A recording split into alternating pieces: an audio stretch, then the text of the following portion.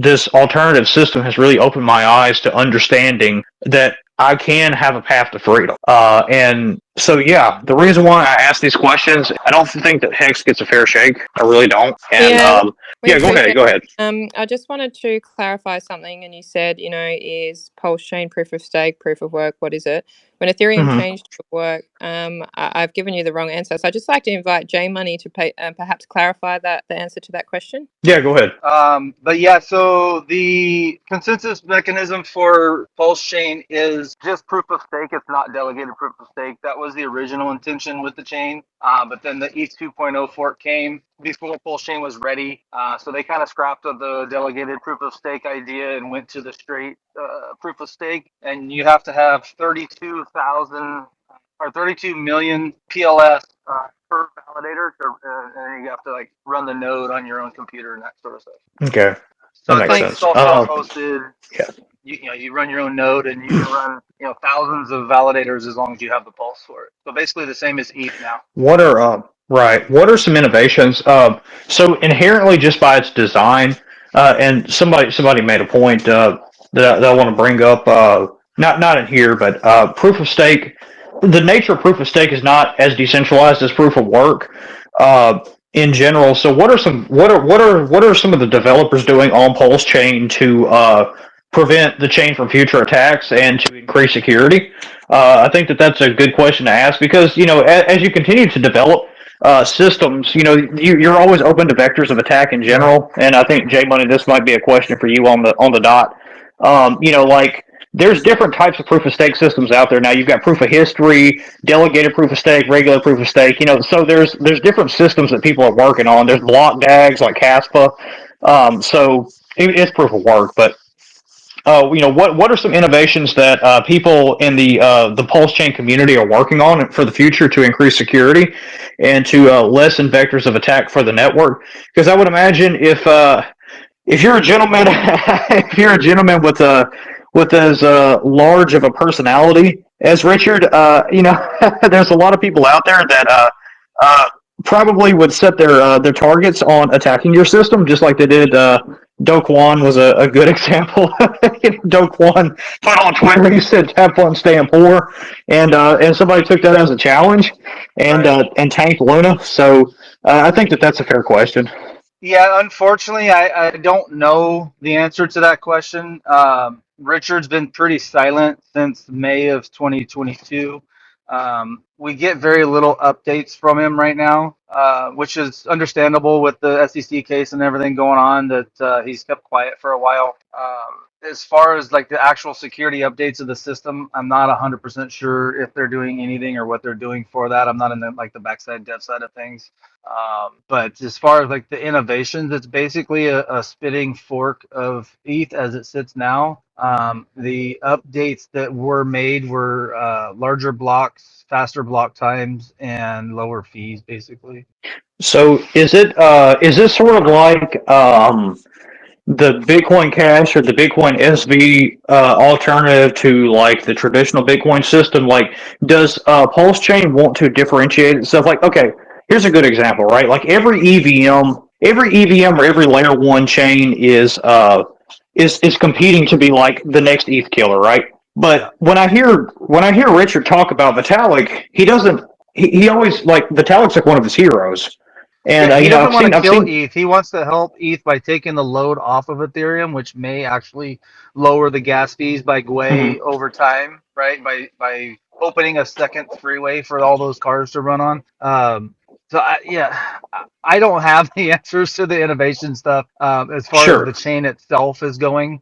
I'm on some teams that are building some stuff on Pulse Chain, which again I'm not the dev side of things, so it's going to be interesting to see how this thing unfolds. I think the main sales pitch is it's a bigger, better, faster Ethereum and it's cheaper. Sure, yeah. And I'm a very technical minded person. And so I like to nerd out over the. I mean, I'm not a developer by any means, but I like to nerd out over the technical stuff. And so I didn't Mhm. know if they wanted it to be like a layer two to scale Ethereum, or if it was going to No, be an alternative layer one, or I was trying to see it's what But we the. still have it's Yeah. hard for. hex, right? There's still hex on Ethereum.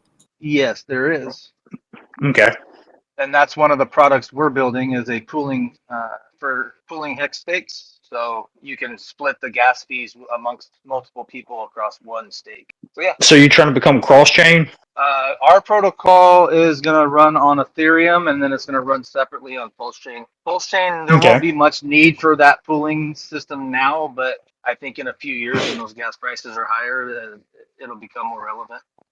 Right, that makes sense. Class, I'm going to toss a question back to you. So, and this is, this isn't just a Hex interview. I wanted to interview you as well. So you've been in crypto you said your kiddo is 3, so you've been in crypto for about 3 years. What is your long-term outlook for cryptocurrency, like 5 or 10 years down the line? What is your experience like been in crypto, and do you do cryptocurrency full time, or do you still work and do this part time? Tell us of your outlook on some of those. Yeah, that's a good question, Evan. Thanks for that. So yeah, like you said, 3 years minus 4 months. That's how long I think I've been in crypto, and the need was to bridge a gap in that, financially, and to find the moon coin. But then discovering that, the hard way after, it's a learning process, isn't it? So over the last year or two, I kind of went from being more of a trader mindset to more of a holding mindset. And I literally went from, like, the worst degen meme trader that you can imagine into the holding mindset. And that didn't just happen like overnight. It was like a slow process over years, into a holding mindset. And I still do like with a very small percentage, like, NFT trades and all this kind of, I still do degen a bit, but with a very small amount. So my time horizons have always been, and look, I wish my time horizons were 8 years, but my time horizons are really at the moment within this cycle, because that's just where I'm at with my crypto development. I wish I was in the 8 or the 12 year mind frame, which a lot of hexicans are, which is the beautiful thing about Hex, and which is what contributed to its great price performance, in the last cycle, is that a lot of the community do have that very long-term mindset. But I'll just be honest with where I'm at with my time horizons, and that's, within the cycle. For what I want to achieve, I will be back next cycle. So, just for transparency and honesty, I will be exiting at what I believe is the top of the cycle in a safe way using LP. And I will probably exit, I can't say the exact percentage, but between 60 and 90% of my position.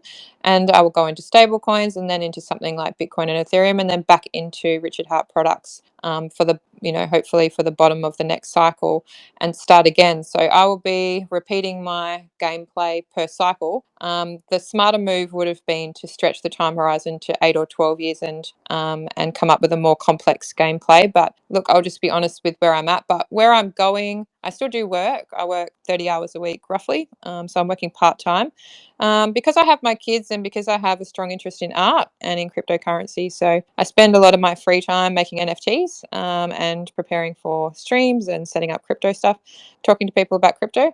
So yeah, I'm still working part time. I certainly have not, retired from crypto. And a lot of my investments, I still have a lot of traditional investments.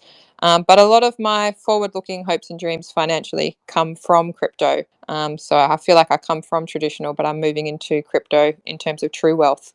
And where I want to go, I want to be completely retired, and I want to live in Florence for a couple of years with my kids and my family.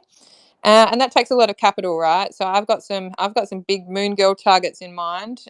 Will I reach them this cycle? It's probably going to take me 2 cycles for what I want to do. And I've never really been able to shake the belief that, for me to become, have generational wealth or be financially free or whatever you want to call it, the answer is Richard Hart. People speak down about Richard Hart. They think, oh, that's just all speculative. Is he going to go to jail? What's the SEC going to do? Or, is he a scammer? For years and years and years, people speak down on a man that all I've seen is someone who's genuine and honest. I've seen somebody that's already rich but wants to make other people rich. And I've seen someone that wants to make not just one other person rich, they want to make heaps of other people rich, and they want to make the world a better place. They want to change legislation, crypto legislation. I don't see, he's got the money to back him in the SEC case, and he'll use it. And he won't just use it to win for our community, he'll use it to win for all of crypto and to push new legislation. So the answer is Richard Hart, and whether people like him or not, whatever. But I've never shaken that belief for the last couple of years. And when I get sort of fixated on something, like, and I work really hard towards it, I've never had a situation in my life where it hasn't worked out, whether that be in medicine or in other parts of my life. I like to think that I've got a good sense of truth and honesty. I've got good integrity, and there's no guarantees in crypto, that's for sure. Like, I know how volatile the asset is, and I know there's no guarantees, but I think I'm in the right place. I'm heading in the right direction. I feel comfortable where I'm at. And I think I've developed a lot as a person in terms of my holding mindset. I wish it was a bit longer like Hodpro, and I'd love to hear Hodpro's answer to this question as well. And the question being, it was kind of like, how long are you in here, and something regarding Richard Hart, like. So it was like, how long have you been into crypto, Yeah. and your forward-looking, like, projections with what you want to do with crypto, and are you working or not working and stuff like that? Yeah, I do part-time design work. You know, I was a game developer, an animator, to be more precise, rigger, kind of a technical artist. But what I did was I mined Bitcoin back in the day. I got an ASIC miner, and that's proof of work. But it wasn't right at the beginning, but it was 2013 or so, That's when I did it. I've also done proof of work mining for Monero, which is not very GP. No, it's I've mined Ethereum with the GPUs, and I believe Monero is more easily mined on CPU. I remember I had an issue. It was either one or the other, but I mined a little bit of a Monero. It was very slow. It's better just to buy it. But then I discovered Hex, and I really went from that stuff to Hex. I mean, I had some Ethereum as well.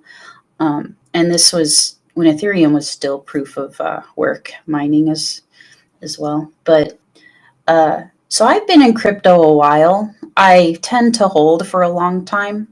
I don't really do a lot of degen moves, partially because of tax purposes. I'm not trying to just rack up a huge bill. Just to dox myself, I live in California, so that comes with its own, interesting scenarios. But I'd like to think I'm a rule follower. I like rules, but I don't like when rules are not fair, right? That's when things need to change, right?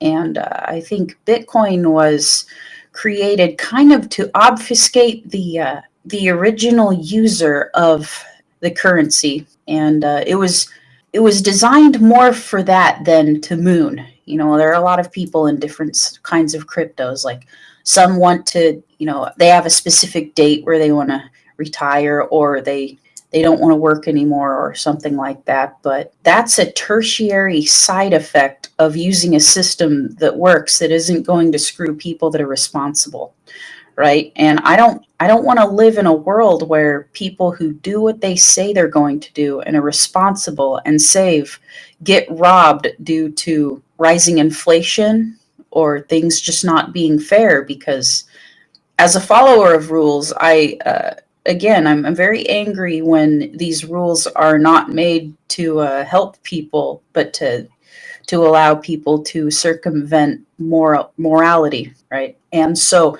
cryptocurrency in general is very transparent. Maybe you don't know who's necessarily behind a specific transaction, but for the most part, if we're talking Ethereum and Bitcoin, I mean, you can read the blockchain. You can see which entities have moved which amounts of money. It's on, it's a ledger. It's on the chain. And I think that Richard Hart goes on. He does want to make people rich. That's definitely probably his number one, MO. And he kind of wants to do it for glory, right? He's that personality type. But there's more than just Richard Hart behind the Pulse chain. There are a lot of people that work on other things, whether it's other projects, whether it's validators, actual developers that listen to Richard Hart and work under him. But if anything were to happen to Richard Hart, don't confuse a pause with an SEC case or otherwise with that's what would happen if Richard wasn't here. because people still are, they still have Richard Hart orders on wording of things, on what to do, when to do things. But we have a lot of people, even like Alex from Hedron, right, is going to create kind of a cross-chain, I guess, a fork of icosa and hedron. I don't know if that's the technical terminology, but you have a lot of people that aren't Richard Hart who are dedicated to keeping this system alive. It's not to say that Richard being gone wouldn't leave a huge hole, but in a way, he's kind of obsessed with longevity.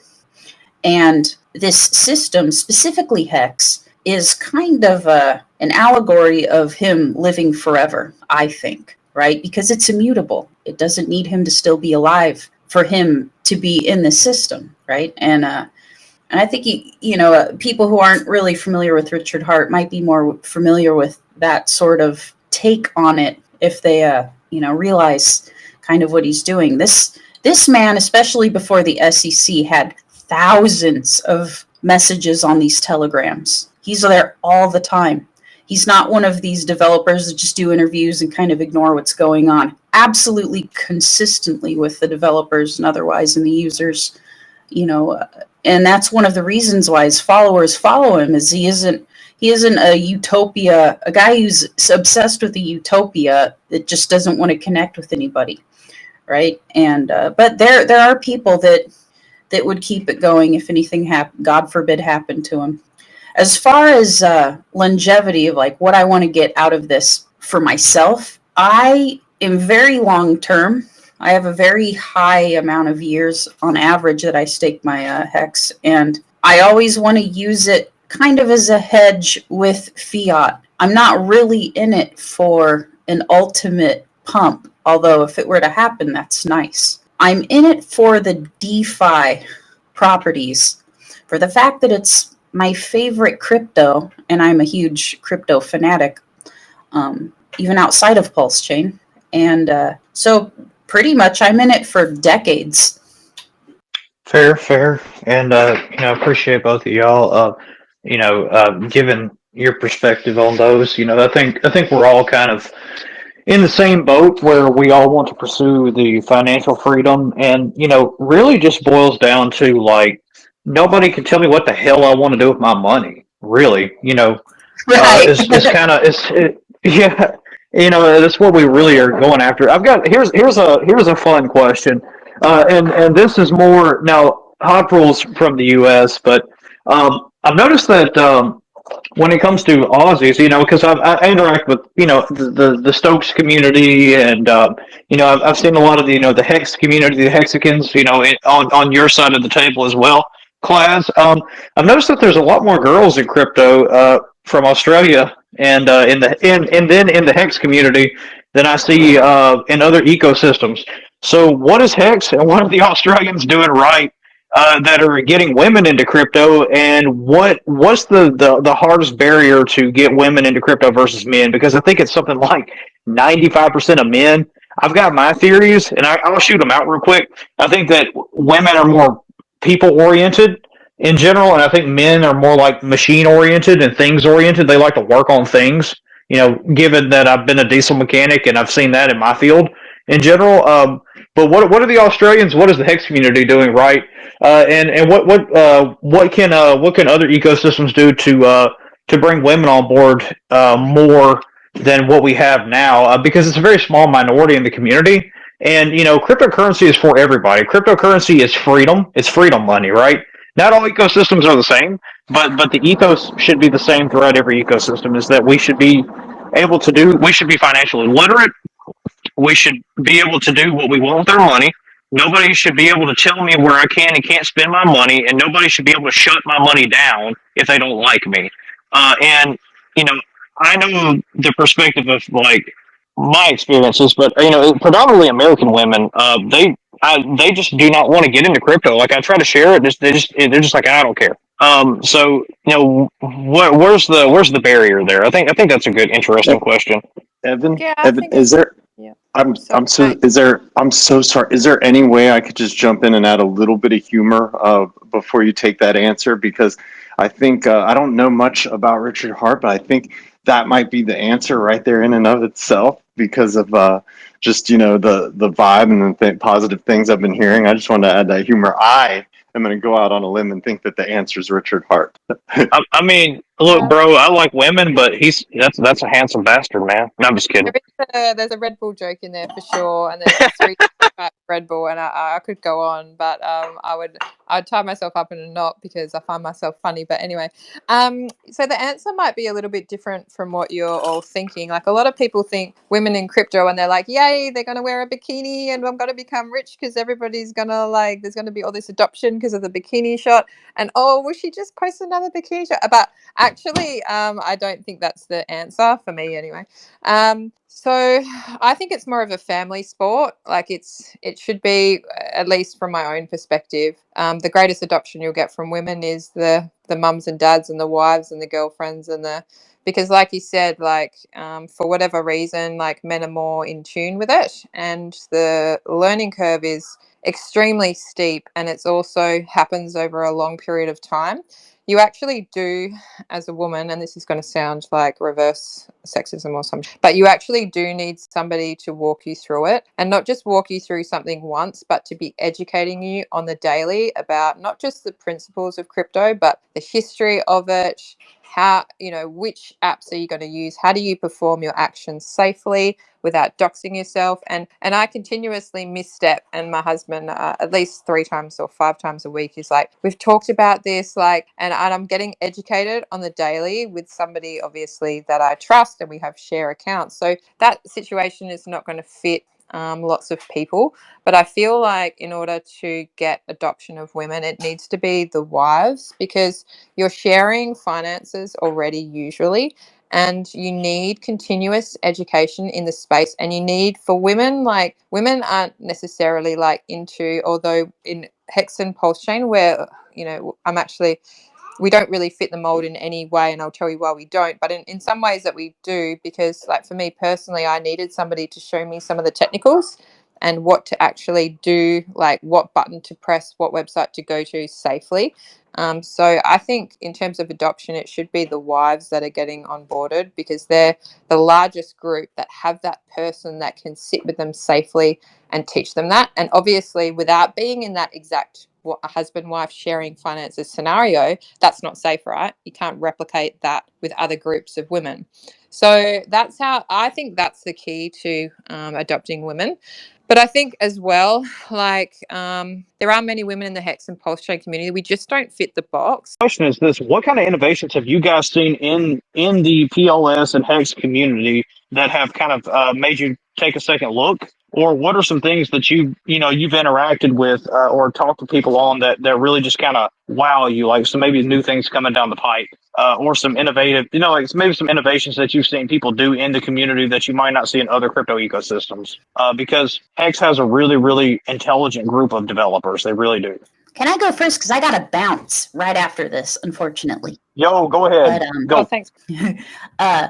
The idea of the certificate of deposit, Bitcoin is kind of what, was originally, thought up as, is really incredible. The fact that people degen with their tokens and they can't hold, and a lot of these people have problems, right? A lot of them are gambling addicts. A lot of people can't weather a bear, and they can't weather a bull. You will see people in a pump going into and I've told Klaus this plenty of times, they'll go in and hyped up on whatever drug they were able to buy, or they start exiting and doing really weird, bad things. And so they either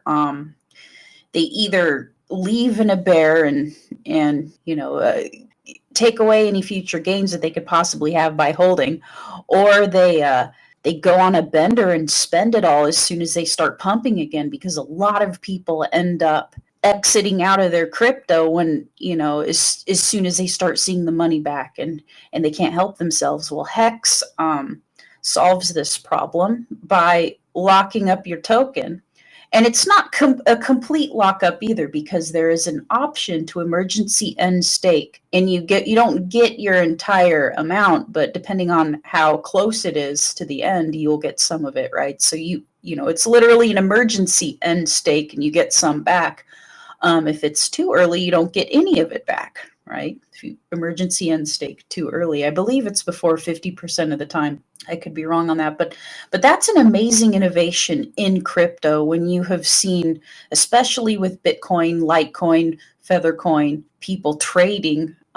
They just trade. It's literally like a little more complicated than gambling. And Richard Hart wrote these books, Sci-Vive, and you can read them if you want. But he's against gambling. He's against that sort of degenerate behavior, and so he wanted to solve some of that in cryptocurrency. And you're like, what better way to do that than to have an actual certificate of deposit option where people would have the option to gain yield on doing what they said they were going to do. And that yield, if the yield from the emergency end stake goes back to the pool of stakers that do what they said they were going to do, right? So it incentivizes not being degenerate with your token or coin. And I think that was just, we take it for granted now, right? Because there are kind of more hex clones and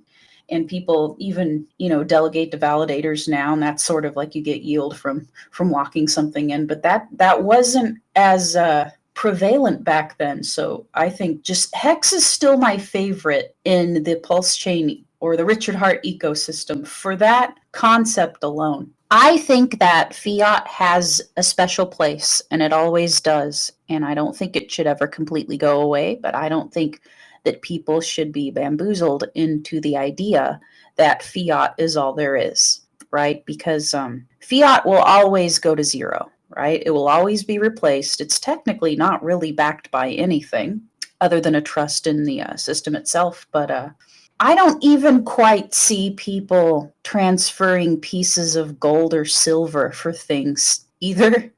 There are a lot of people that are into the hard metal or the idea that we don't need a fiat. Fiat can be borrowed against an asset, and that's where it shines. I think that getting rid of fiat is a big mistake, because what you're really doing is you're trusting a centralized entity to be able to track your spending. And technically, unless you're doing a ring signature obfuscation sort of thing like Monero, or using Tornado Cash, you can also track people on the blockchain. And although they don't have their names necessarily registered on their wallet address, you can still kind of, understand what their behavior is on that, especially if they're chained to a centralized exchange that actually has their information, or one of those 7-Eleven kiosks, right, where they require your ID and whatnot. Fiat's a very important part of society, and I think that where cryptocurrency shines is it's an asset. It's a store of value that isn't going to necessarily go up or down with the whims of a specific government, because it is really a globalized thing. One problem with the blockchain is it does require the internet to work. It requires you to be online, and I guess technically the fiat in a bank, which I almost don't even consider that fiat anymore. It's so debased at this point. But point of sale systems goes down, no one can take anything but cash, right? When there's an economic collapse or anything, no one's necessarily going to be able to exchange a Satoshi from one hand to another unless they have it in a paper wallet, which technically isn't fiat, but it's getting close, right? Then you're back into the world of fiat, although that would be backed by a Bitcoin. But I think it's important to have both fiat and other options. I don't think it should be one or the other. I think that both should exist in tandem, even though fiat is doomed by design. You got some excellent questions. The world's all about not the answer, but the question. It's all about beautiful questions, and the question was really good. So the question was, what's the new innovation on Hex or Pulse Chain? And the answer is somewhat paradoxical. And Hodpril taught me this. She's like, it's not the smartest person; it's the most patient. And whatever you have conviction in, you should have the majority of your bag, and you should have your conviction. And whatever you have conviction in has to have the long term. It's got to survive the cycle, right? So whatever you're into, it's got to have a good community founder, survive the cycle. And so for me, obviously, Richard Hart, projects, that's what I'm into. That's my core. That's where I have my conviction. So I think about it as three circles. Like there's the core, the majority of my bags, I have conviction. I'm just holding. I don't really have to think too much on it. Don't have to play any games. It is what it is. Make the number of coins or tokens go up. And then if it works out for you, it works out for you. It might, or it might not.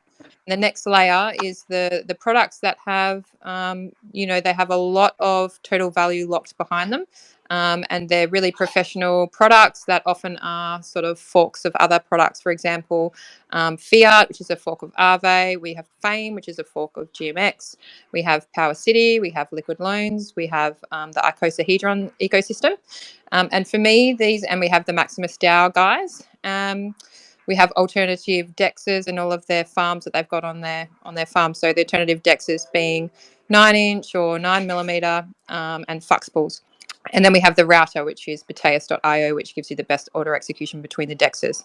So this second layer or second circle around the core, for me, feels like it's that extra 20% that if you spend your time educating yourself in those really good products, you can gain an extra 20% and feed it back into your core over the cycle.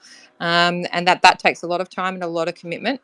And then on the outskirts, you have technology, innovation, new products, which are working their way into the second and core layers. And for me, that's the NFT space on Pulsechain, and that is the Tangang. For example, this week they had an NFT, an innovation that had never been basically done before, where you can message each other on the NFT. And this NFT has increased functionality, which is going to get released over time. So when it comes to being part of the Hex and Pulsechain community, I have the same attitude. My attitude is that there is no I in team. We are going to succeed. And every person that is part of the Hex and Pulsechain community must take their responsibilities incredibly seriously. Just going to say, it was an absolute pleasure tonight. And class, you're just lovely. And I wish you the best. And with Hex and everything, I really liked a lot of the things that you had to say. And there's a lot of really cool technology going on and plenty of room for everybody to win and help educate as that new, fresh, unknowing money kind of enters the space. It should be interesting.